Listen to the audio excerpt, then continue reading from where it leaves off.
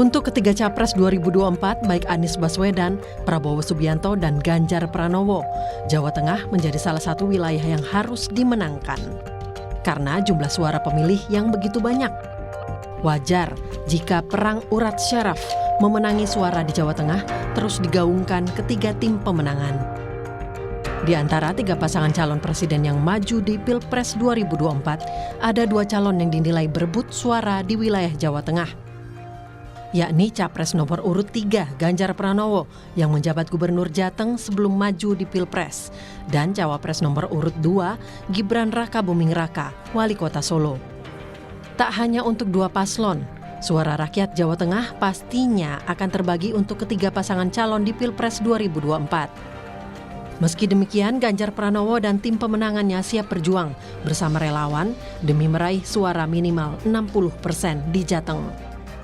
Kalau dari kawan-kawan sih kemarin ingin suaranya seperti kemenangan Pilpres terakhir, ya, 70-an lah gitu. Tapi kalau hitung-hitungan rasional mungkin 60-an. Nah sekarang kita bagaimana achievement kita agar bisa sampai 70-an. Maka satu-satunya adalah turun bertemu masyarakat dan mendengarkan langsung. Dan sekarang partai sudah digerakkan, relawan bergerak dan makin masif. Rasa-rasanya tanduknya keluar semua. Sementara itu, putra bungsu Presiden Joko Widodo Kaisang Pangarep rasanya tidak kebetulan jika melempar perang urat syaraf mengisyaratkan siap jika diminta maju kontestasi sebagai Gubernur Jawa Tengah. Kaisang ditanyai panitia sebuah acara, andai dirinya diminta menjadi Gubernur Jawa Tengah menggantikan Ganjar Pranowo yang sudah purna tugas. Misalnya masyarakat warga Jawa Tengah ujuk-ujuk loh, nanti ujuk-ujuk ya. Ujuk-ujuk Mas Kaisang didapuk menjadi gubernur mobil Mas. Ya mungkin apa-apa. Siap Mas. Siap ya Mas ya. Ya wes, tiga. Daftar pemilih tetap DPT Pemilu 2024 di Pulau Jawa paling banyak berada di Provinsi Jawa Barat, Jawa Timur, dan Jawa Tengah, yakni masing-masing 35 juta, 31 juta, dan 28 juta pemilih. Wajar jika suara pemilih di wilayah ini diperebutkan. Di Jawa Tengah yang punya basis suara tak hanya Capres-Cawapres nomor urut 2 dan 3. Capres-Cawapres nomor urut 1 juga memiliki basis suara di Jawa Tengah.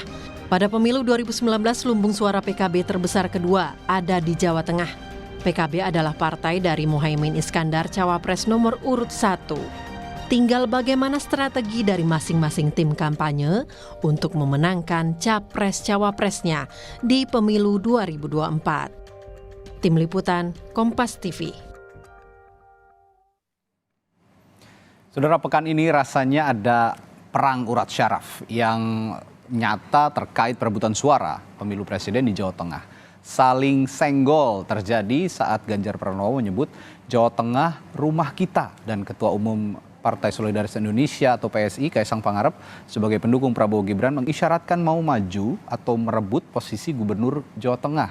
Nah, belum lagi paslon nomor urut 1 Anies Muhaimin yang juga punya basis massa yang tidak sedikit di Jawa Tengah lewat Partai Kebangkitan Bangsa yang digawangi Muhaimin Iskandar. Nah, kita akan perbincangkan pagi hari ini bersama Wakil Kapten Timnas Anies Muhaimin atau Capres nomor urut 1 Sudirman Said, lalu Capres nomor urut 2 ada Jubir Tim Kampanye Nasional Prabowo Gibran Wihadi Wianto, dari paslon nomor urut 3 ada Wakil Ketua Tim Pemenangan Nasional Ganjar Mahfud Rambun Cayo, dan juga kita hadirkan perspektif dari pengamat politik Universitas Diponegoro Nur Hidayat Sardini. Selamat pagi Bapak-bapak.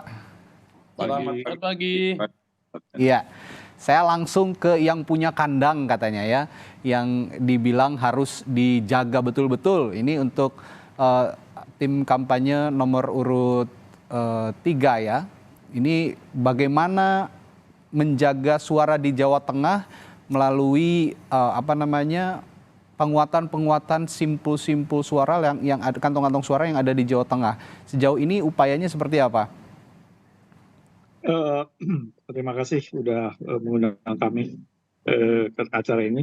Jadi kalau bagi kami Jawa Tengah ini memang sangat penting, bukan hanya sebagai lumbung suara yang besar secara nasional, tapi juga ini basisnya Mas Ganjar sendiri. Jadi buat kami ini penting sekali.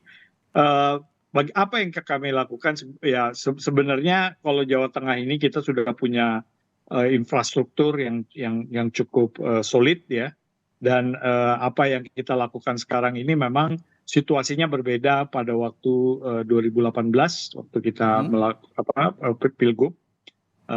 Pak Sudirman Said sebenarnya ada di seberang. Ini karena sekarang pertama ada calon, ini ada 3 dan ini adalah pemilihan presiden. Dan mungkin dari basis Jawa Tengah juga kita harus perhitungkan karena ada wapres ya, Gibran yang berbasis juga di Jawa Tengah, sekurang-kurangnya Solo Raya. Jadi itu sangat kita perhatikan gitu ya.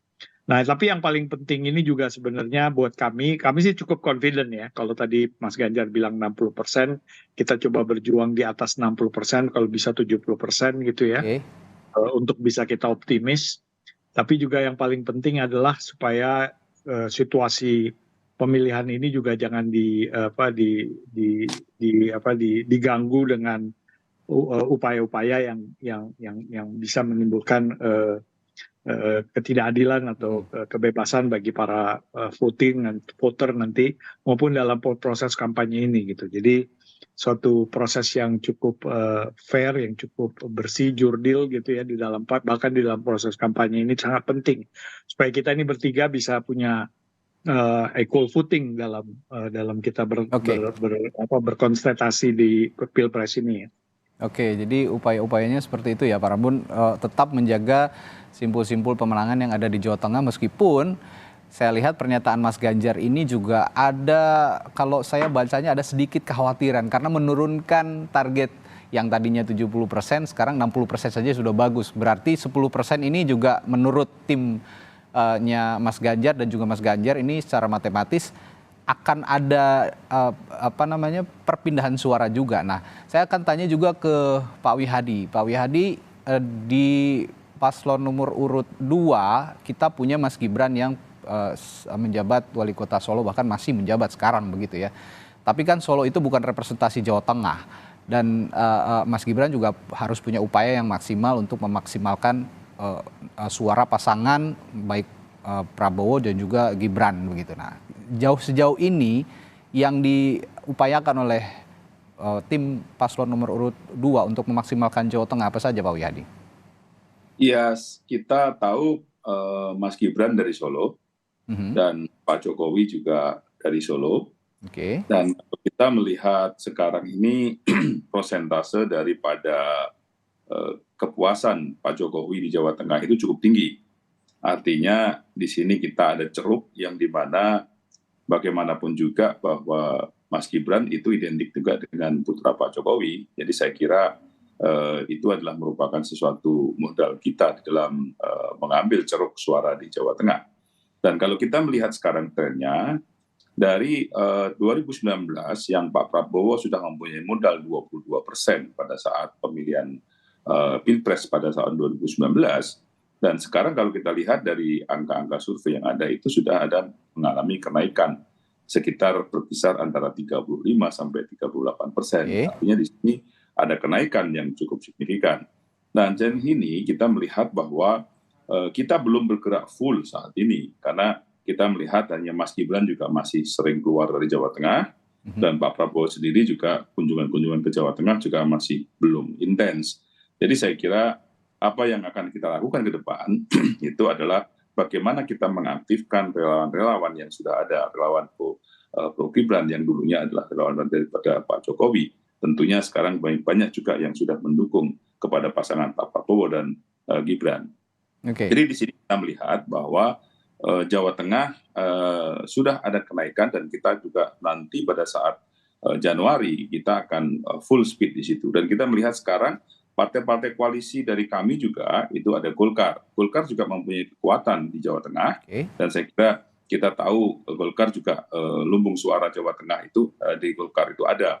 Dan kita juga melihat di situ Demokrat juga ada. Dan kalau kita melihat kemarin kunjungan Pak SBY di Kebumen, kita melihat bagaimana antusias daripada masyarakat di Jawa Tengah. Jadi saya kira ini juga merupakan suatu pilar-pilar kekuatan kita, di mana yang bisa menopang daripada suara Jawa Tengah nantinya untuk bisa kita genjot naik dengan sesuai dengan target kita. Jadi saya kira kalau kita bicara bertiga, maka saya kira tidak ada majority di Jawa Tengah nantinya yang terjadi, karena semuanya akan menyerang Jawa Tengah. Jadi saya kira kita juga akan mengerahkan relawan-relawan kita. Ya, kalau saya tangkap lagi-lagi berharapnya ke Jokowi efek begitu ya kira-kira Pak Wiyadi, karena Pak Jokowi juga orang Solo begitu, yang juga punya basis massa yang cukup banyak di Jawa Tengah, dan ini juga diidentikan dengan putranya yang menjadi calon wakil presiden Prabowo Subianto, calon wakil presiden nomor 2. Iya. Ya, dan kalau saya lihat dari survei, ini survei Kompas yang paling baru gitu di bulan Desember, memang ada peningkatan lumayan besar ya, dari 19,6% dari bulan Agustus begitu, ini melonjak jadi 29,6. Sepertinya cukup efektif, dan berharap kepada Jokowi efek. Tapi saya harus ke Pak Dirman juga bertanya, Pak Dirman, ini jangan salah Pak Wihadi, lalu juga Pak Rambun, Pak Dirman ini siap-siap nyelak nih kayaknya. Ini harus diwaspadai juga nih Pak Dirman, tokoh Jawa Tengah gitu, dan punya cawapres yang punya suara bagus gitu partainya ya di Jawa Tengah. Nomor urut 1 ini punya PKB pada saat pemilu lalu, basis suara kedua terbesarnya itu ada di Jawa Tengah, dan trennya juga positif kepada paslon nomor urut 1 ini. Apa sih yang dilakukan Pak Dirman dan tim bisa siap-siap untuk nyalip nih kayaknya? Terima kasih Mas. Jadi menurut saya ini kan pemilihan presiden dan wakil presiden. Jadi yang dipilih adalah figur ya. Yang bertanding adalah antara Anies Muhaimin, Prabowo Gibran, kemudian Ganjar dan Pak Mahfud. Jadi kekuatan figur akan menjadi faktor utama yang menjadi pertimbangan masyarakat. Dan itu terlihat dari yang barusan dikatakan, survei kami alhamdulillah makin hari makin naik, terutama ketika para calon itu mulai tampil secara komparatif di debat publik. Itu satu. Yang kedua, Jawa Tengah ini menarik, dan setiap satu event pasti punya konteks dan tantangan berbeda. Nah, saya ingin mengatakan satu optimisme, karena pada tahun 2018 itu kan yang bertanding adalah temannya Anies dan temannya Muhaimin kan, melawan Pak Ganjar gitu. Nah, sekarang yang bertanding adalah langsung Pak Muhaimin dan Pak Anies melawan Pak Ganjar dan Pak Gibran. Saya kira efeknya akan luar biasa berbeda.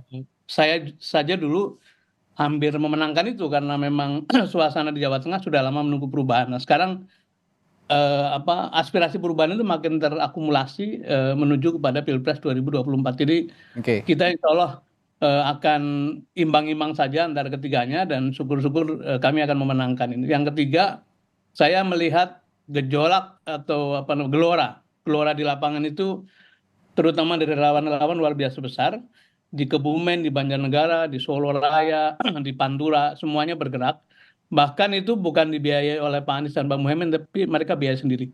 Ada ibu yang menyumbangkan emasnya 1 kilogram di Cilacap, ada yang menyumbangkan rukonya, ada yang menyumbangkan rumah sakitnya untuk tempat-tempat kegiatan kita. Dan ini adalah satu partisipasi yang sangat positif, bahwa rakyat Jawa Tengah memang menunggu perubahan, dan rasanya simbolnya adalah ada pada Pak Anies dan Pak Muhaimin. Ya, saya coba bacakan juga ini hasil survei Litbang Kompas terbaru di bulan Desember untuk pasangan Anies Muhaimin. Pada Agustus lalu angkanya di Jawa Tengah masih 1,6%, tapi positif trennya 4,1% di bulan Desember ini. Ini artinya memang ada peningkatan, dan kalau kata Pak Dirman tadi, pertarungannya kalau sebelumnya di 2019 itu masih berhadapan-hadapan gitu ya, masanya Pak Anies dan Pak Muhaimin, sekarang bersatu gitu. Jadi sepertinya Jawa Tengah juga akan menjadi pembeda, meskipun Anies punya masa di DKI Jakarta dan Muhaimin punya masa di Jawa Timur. Nih Jawa Tengah nanti akan menjadi pembeda, meskipun nggak muluk-muluk sepertinya Pak Dirman ya, nggak akan menang juga nggak apa-apa, tapi bisa menjadi pembeda itu kira-kira ya. Kita realistis, tapi tentu saja bekerja maksimal, dan mudah-mudahan apa yang kita peroleh di 2018 bisa didapat lagi. Tapi yang penting adalah tadi, dua figur ini rasanya memang figur yang didambakan atau ditunggu oleh warga. Kemudian tadi juga dikatakan kita punya basis kuat di PKB, karena bagaimanapun PKB adalah pemenang nomor 2 di Jawa Tengah. Dan dengan suasana yang menghendaki perubahan, ini akan menjadi ruang besar bagi PKB dan juga partai-partai pendukung lain untuk tumbuh, dan juga bagi hadirnya pasangan yang menjadi harapan masyarakat ini, yaitu Pak Anies dan Pak Muhaimin. Oke. Sebelum saya lanjutkan perbincangan dan bertanya ke Pak Pak NHS, ini kita akan putarkan terlebih dahulu pernyataan dari calon presiden nomor urut 3, Ganjar Pranowo, yang menyatakan bahwa Jawa Tengah ini rumah kita, harus dijaga, ada yang mau masuk katanya. Berikut ini. Ya, kita realistis karena memang semua pengen ke Jawa Tengah.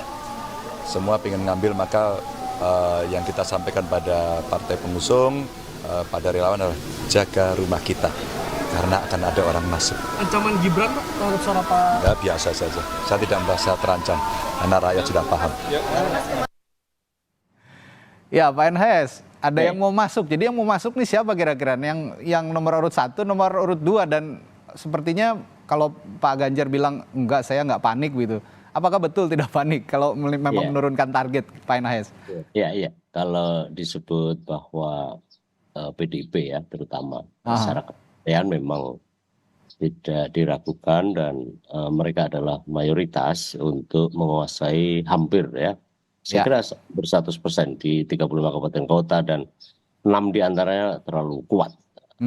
Kurang kalau kita lihat hasil pilkada 2020, pilkada terakhir, itu seperti Semarang, Boyolali, kemudian ya beberapa daerah lain ada 6 gitu ya, yang calon tunggal. Calon tunggal memang tidak serta-merta akan dapat kita jadikan sebagai indikator yang meyakinkan, tetapi karena perolehan suaranya itu mendominasi, saya kira itu bagian dari hal yang penting untuk kita cermati.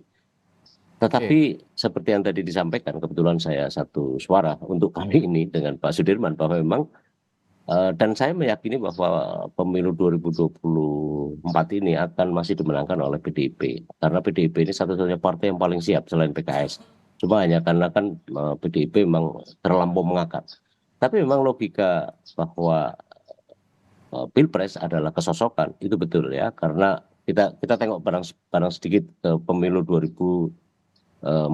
Ya, Bu Mega kurang kuatnya apa, tetapi juga kalah ya sama Pak SBY dan kemudian di putaran kedua ya pemilu setelah itu juga kalah gitu. Nah sekarang posisi sekarang, kalau menurut saya membaca banyak sekali hasil survei dan menunjukkan bahwa memang akan ada pertarungan antara Pak Ganjar dengan Pak Prabowo ya di paslon itu yang tampaknya akan ketat, tetapi yang nomor 1 juga bisa memetik poin yang cukup penting karena di antara dua hal itu, antara dua paslon itu yang kemudian terjadi ya kalau mau saya sebut gesekan juga terlalu dramatis ya, tetapi juga perebutan captive market yang nyaris sama. Dan kemudian akhirnya pada sebagian indikasinya adalah menunjukkan kebingungan dan akhirnya lari ke nomor 1.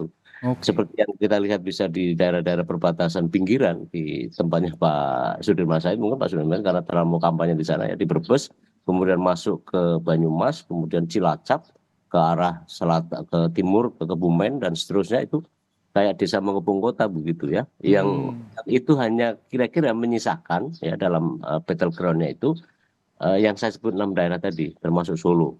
Nah, tampaknya memang sengit ya, persaingan ini makin kompetitif. Tetapi saya meyakini bahwa beberapa faktor sangat mempengaruhi ya. Pertama adalah bagaimana peranan pemerintah, itu juga sangat mempengaruhi.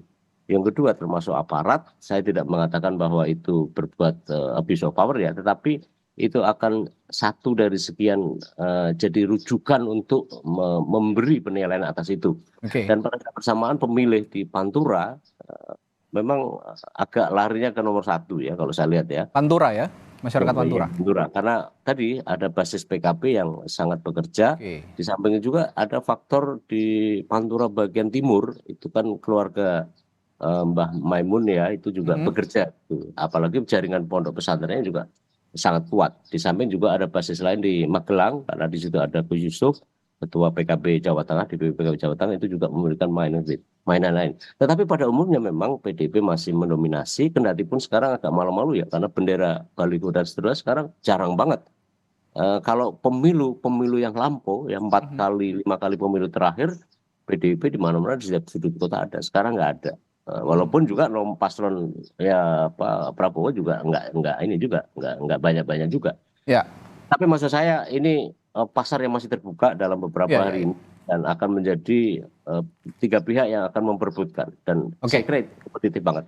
Ya, saya akan maksimalkan lagi pertanyaan ke Pak Dirman karena sepertinya Pak Dirman jam 8 akan ada kegiatan ya Pak ya.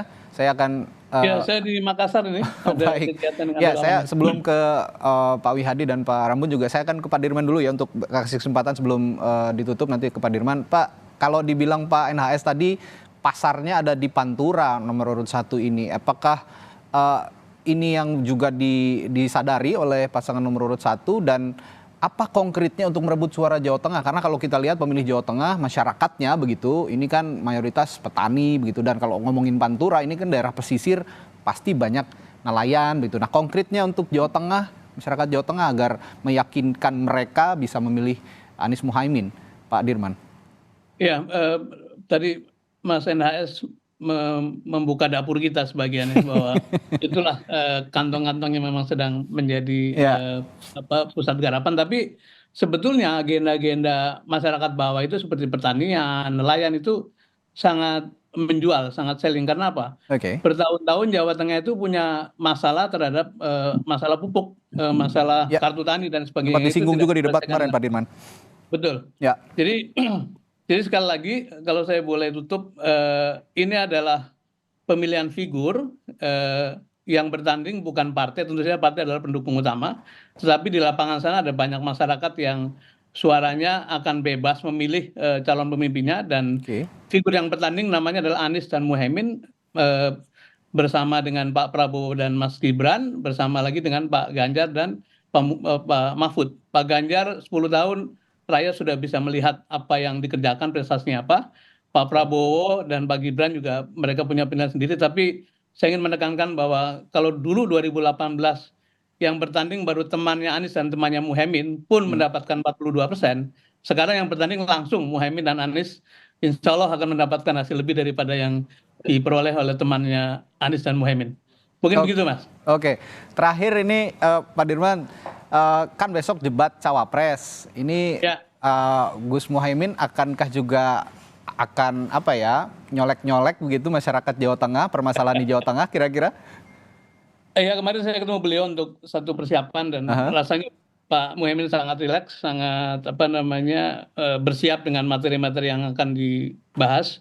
Tentu saja karena aspek yang dibahas dalam masalah kesejahteraan, ekonomi, kerakyatan, itu aspek-aspek yang dirasakan oleh para petani, nelayan, para ibu-ibu rumah tangga itu akan menjadi pembahasan. Tapi kita melihat bahwa persoalan Indonesia adalah persoalan 40% paling bawah. Kalau kita bisa selesaikan 40% paling bawah, maka yang 60% akan ikut terangkat dan Indonesia akan jadi negara yang kuat dan itu akan menjadi tema utama dari Pak Muhaimin besok.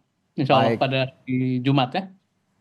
Baik, terima kasih Pak Sudirman Said sudah bergabung bersama kami di Sapa Indonesia Pagi. Sehat selalu Pak, dan kita nanti setelah jeda akan bertanya ke sepertinya yang benar-benar akan bertarung di Jawa Tengah, paslon nomor urut nomor urut 2 dan 3 begitu ya, kepada Pak Rambun dan Pak Wihadi.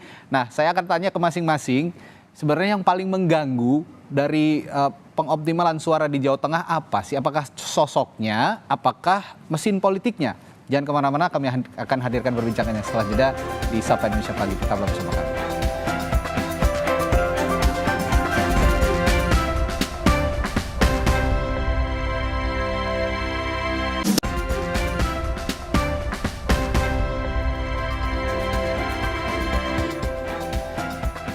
Masih bersama saya, TKN Prabowo Gibran Wihadi Wianto, lalu juga Wakil Ketua TPN Ganjar Mahfud Rambun Cajo, dan pengamat politik Universitas Diponegoro Nur Hidayat Sarini. Saya akan ke Pak Rambun dulu. Pak Rambun, tadi kalau disinggung pada paruh sebelumnya begitu oleh Pak Wihadi bahwa Jokowi efek ini bisa jadi pengaruh yang cukup besar juga untuk pemenangan Prabowo Gibran di Jawa Tengah. Nah, kalau untuk Pak Ganjar dan Pak Mahfud, tim Pak Mahfud dan Pak Ganjar ini seberapa mengganggu sebenarnya Jokowi efek ini untuk pemenangan nomor urut 3 di Jawa Tengah, Pak Rambun?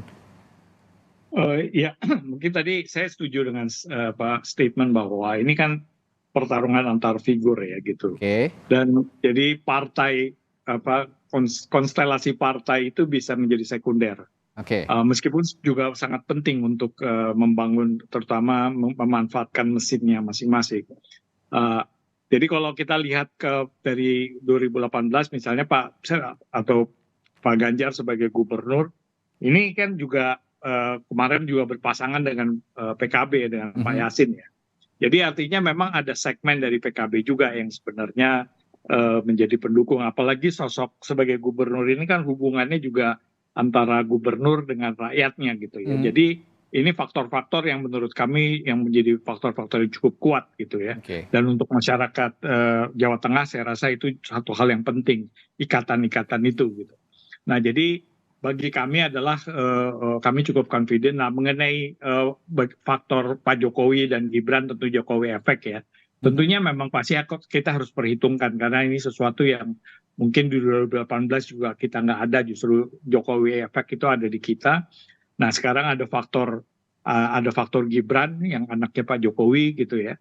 Tentunya ini akan memberikan pengaruh terhadap perolehan suara dan elektabilitas. Kami sadar itu, oleh karena itu kami tidak mau juga lengah ya. Jadi kita bekerja memang akan jadi lebih keras, bahkan lebih keras dari 2018 gitu, untuk tetap mempertahankan posisi kami sekurang-kurangnya 60% dan bergerak ke arah 70%. Jadi memang bagi kami ini adalah sesuatu ya buat kami sebuah tantangan. Kalau itu 60% kami cukup optimis, tapi 70% mungkin kita harus bekerja lebih keras gitu. Dan kami yakin bahwa sosok Mas Ganjar ini akan mendapat dukungan dari lintas partai ya, dari sisi konstituen. Ya, kata lengah yang Anda utarakan ini juga sepertinya senada dengan pernyataannya Mas Ganjar, jaga rumah kita ada yang mau masuk katanya. Sepertinya memang ada kekhawatiran dan realistis tadi ya, begitu dari Anda mengatakan bahwa kita tidak boleh lengah dan ada juga efek yang harus diperhitungkan dan juga Gibran yang harus diperhitungkan sebagai tokoh di Jawa Tengah.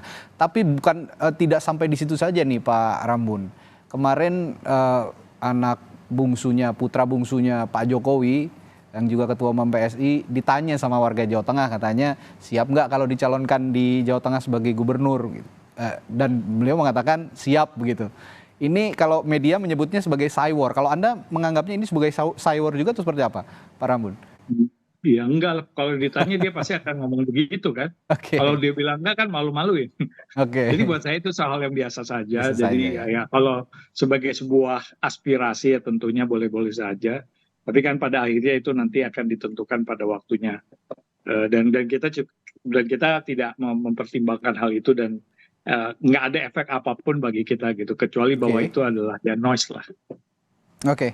Ya, saya ke Pak Wihadi. Pak Wihadi, tadi Anda mengatakan faktor Jokowi ini juga sangat menentukan untuk pemenangan Prabowo Gibran di Jawa Tengah. Tapi selain itu ada gagasan-gagasan lain untuk menarik suara simpati rakyat Jawa Tengah, terutama kemarin kan juga sempat berdebat soal pupuk begitu ya.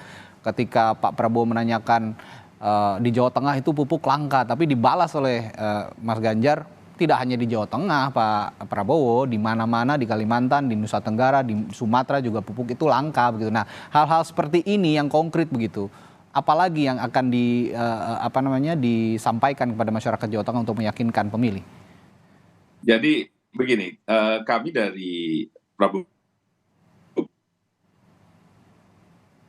Pak Wihadi, sepertinya ada gangguan sambungannya. Dan kita melihat juga berkeluh. Ya. Udah bisa? Ya, silakan Pak Wihadi.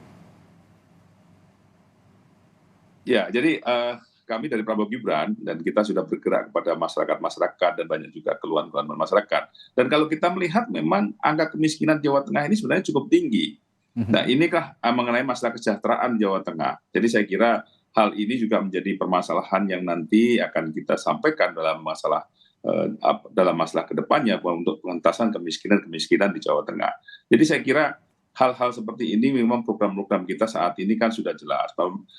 Kader-kader kita, kader-kader dari Gerindra dan juga dari koalisi, itu saat ini bagaimana mereka turun ke bawah dan mereka juga memberikan satu program andalan kita, itu makan siang gratis dan kemudian pemberian susu dan segala macam. Jadi saya kira ini adalah merupakan bentuk daripada kita bahwa karena dengan angka kemiskinan, maka tentunya angka stunting juga akan tinggi dan kekurangan gizi akan tinggi. Dan ini kesejahteraan masyarakat inilah yang kita juga akan sentuh ke bawah. Dan saya kira hal-hal ini semua daripada kader-kader kita sudah bergerak kita harapkan bahwa ini akan menimbulkan efek juga bahwa masyarakat ternyata memang bisa berharap kepada Prabowo Gibran untuk kedepannya, untuk kesejahteraan masyarakat di Jawa Tengah. Jadi saya kira ini adalah merupakan bentuk yang kita akan masifkan ke depan, sehingga kita juga mempunyai program yang Pak Prabowo sendiri pada setiap saat selalu mengatakan bahwa makan siang gratis untuk anak-anak sekolah itu adalah merupakan suatu program yang kita canangkan untuk bagaimana generasi muda itu bisa menjadi manusia-manusia unggul, SDM kita unggul, dan mengentaskan angka kemiskinan. Jadi saya kira ini adalah hal-hal yang memang akan kita dorong ke masyarakat, dan kita akan bergerak kepada masyarakat untuk bisa merasakan kedepannya akan jadi suatu perubahan untuk Indonesia Emas 2045. Sejauh ini kondisi mesin politik bagaimana Pak Wihadi? Kalau tadi kan kita bicara soal ketokohan gitu ya, baik sosok Prabowo, Gibran, dan kaitannya dengan Jokowi efek. Nah kalau mesin politik sejauh ini kondisinya seperti apa Pak Wihadi?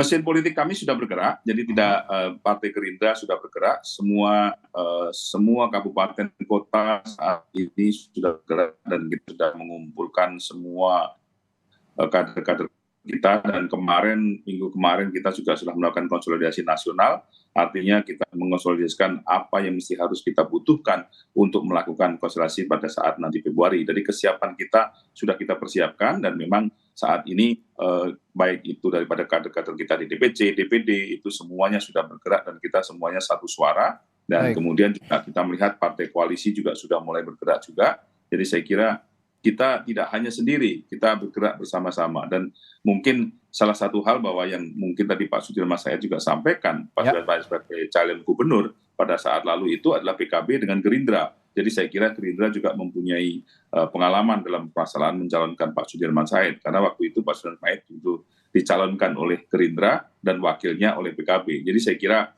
mungkin itu yang terlupa, bahwa Pak Sudirman Said pada saat berjalan dulu dengan PKB itu dengan Gerindra gitu. Jadi ceruknya itu juga kita sudah tahu sama yang di mana ceruk-ceruk yang kita harus kerjakan itu. Jadi saya kira hal-hal ini juga menjadi suatu pengalaman kita, sehingga kader-kader kita juga udah paham pada saat nanti bergerak itu, karena mempunyai pengalaman di waktu gubernur yang lalu. Ceruknya di mana itu Pak Wihadi?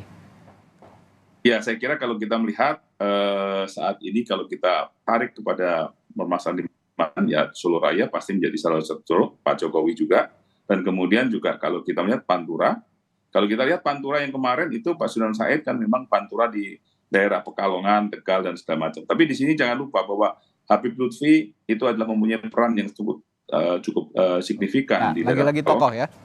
Ya, ada tokoh yang di sana, dan saya kira itu juga sudah jadi suatu tanda bahwa kita semuanya nanti akan bagaimana Pantura itu juga akan kita bergerak di sana, dan saya kira itu kader-kader kita juga sudah mulai bergerak. Dan saya kira untuk di daerah mungkin Solo Raya dan juga Jakarta, Jawa Tengah Selatan, Banyumas, karena jangan lupa bahwa Pak Prabowo ini aslinya Jawa Banyumas, gitu kan? Jadi orang yang tidak tahu bahwa Pak Prabowo ini asal Banyumas. Jadi saya kira dengan Pak Prabowo kemarin datang ke daerah Banyumas, ya ke Cilacap dan segala macam, saya kira di situ juga menggerakkan hati masyarakat di sana bahwa Pak Prabowo ini adalah putra Banyumas. Kan? Jadi saya kira rakyat itu Jawa juga Tengah juga gitu ya. Jawa Tengah juga gitu kan. Jawa Banyumas tetap ada juga gitu. Kemarin juga sempat disinggung pada saat ada ribut-ribut soal etik begitu, yang viral di videonya, bahwa itu orang Banyumas biasa ngomong seperti itu katanya begitu. Ya sama kita kalau Jawa Banyumas dan Jawa Timur juga sama itu. Oke. Ya. Baik. Pak NHS, ini dari tadi kita bicarakan tokoh politik gitu ya, tokoh secara ketokohan, mesin partai, namun tidak dilupakan juga, jangan dilupakan juga bahwa ada relawan yang menguatkan masing-masing pasangan calon. Ini relawan-relawan yang sepertinya trennya makin naik begitu ya di pemilu saat ini, dimulai pada pemilu 2014, 2019 begitu ya, pada kontestasi sebelumnya. Nah, kalau Anda melihat yang paling signifikan berpengaruh, ini mesin politik, tokohnya, atau relawan? Ya, kalau untuk pileg, saya rasa peranan partai politik dan sekondan diantaranya memang masih akan sangat punya dominasi peran gitu ya. Ya. Saya sebut tadi PDIP, sulit dibantah bahwa PDIP tidak bisa diremehkan, karena bolehlah disebut karena selama ini nasionalis ya, terutama PDIP ini memang sangat kuat. Dan saya ada riset dengan sejumlah kawan yang memang partai yang paling siap untuk pileg ini adalah PDIP di Jawa Tengah dengan rapi banget gitu dan seterusnya. Kendatipun kita akan kasih catatan jika menyangkut adalah Pilpres. Nah, tapi memang kita lihat di sekeliling Jawa Tengah kebanyakan memang umbul-umbul APK dan seterusnya oleh PDIP, dan saya kira partai yang lain juga itu tidak semerbak tidak semarak gitu ya, sebagaimana pemilu-pemilu yang lalu. Dan si malu-malu kalau kata Anda tadi ya Pak ya? Ya karena katanya nunggu tanggal 10 Januari atau apa gitu ya, nanti bisa diinformasikan Pak Rambun. Nah itu yang membuat pertanyaan juga, dan kembali ke pertanyaan apakah relawan, dan saya kira peranan relawan sangat menentukan ya, karena tingkat volunteerisme itu yang menentukan, dan tampaknya memang ada banyak split ya terkait dengan soal itu, karena pertama-tama relawan tidak semarak seperti yang lampau-lampau. Walaupun begitu, kalau menginduk pada riset Kompas juga kan, tingkat militansi yang paling tinggi kan di nomor 1, baru nomor 2 atau 3 gitu ya, dan tampaknya itu yang akan menentukan. Dan sebenarnya banyak juga perangkat-perangkat relawan yang sudah dibangun baik oleh terutama nomor 1, nomor 2 dan nomor 3, paslon nomor 1, nomor 2 dan 3, tetapi kadang-kadang di tengah jalan juga kehabisan bensin gitu ya, tidak seperti mana yang lalu. Saya bisa sebut beberapa di antaranya semangat di deklarasi, tapi di tengah jalan ada yang pindah juga, dari antara 2 dan 3 banyak yang pindah gitu ya. Antara yang 1, kedua dan ketiga agak jarang gitu ya, karena tampaknya yang paslon nomor 1 relawannya militansinya sangat tinggi, dan itu ekspresif dari masyarakat. Walaupun nomor 2 dan nomor 3 juga ada, tetapi tidak di riset itu tidak tampak gitu ya. Nah, ini menurut saya akan menggantikan fungsionalnya partai politik. Nah, sekarang partai politik kebanyakan juga mengurus dirinya sendiri ya, melalui caleg-caleg itu. Tentu tidak semuanya, tapi faktor itu juga sangat terasa. Baik. Ya, terakhir ke Pak Rambun. Pak Rambun, saya kasih kesempatan untuk Anda. Tim Ganjar Mahfud ini menghadapi juga debat cawapres besok, akan nyinggung Jawa Tengah, dan apalagi yang akan dioptimalkan dari performanya Pak Mahfud nanti untuk meyakinkan masyarakat Jawa Tengah, Pak Rambun? Ya, kami ya dengan Pak Mahfud ini udah coachingnya udah dilakukan sebenarnya dalam minggu-minggu ini dan secara terus-menerus oleh timnya. Jadi kami cukup yakin isu-isu Jawa Tengah pasti akan muncul tentunya. Kita juga mengantisipasi hal-hal seperti itu. Tapi mungkin juga dalam soal apa yang diidentifikasi masalah-masalahnya juga kita tidak hanya ke Jawa Tengah tapi pada Indonesia secara keseluruhan. Meskipun pasti Jawa Tengah akan jadi objek untuk attack lah gitu ya, karena di situ tempatnya Mas Ganjar. Jadi kita mempersiapkan dengan baik, dan kita tahu lah datanya semuanya, kita lebih tahu daripada calon-calon yang lain gitu, karena lebih detail. Dan itu Pak Mas Ganjar juga membantu Pak Mahfud untuk memahami mengenai hal-hal tersebut.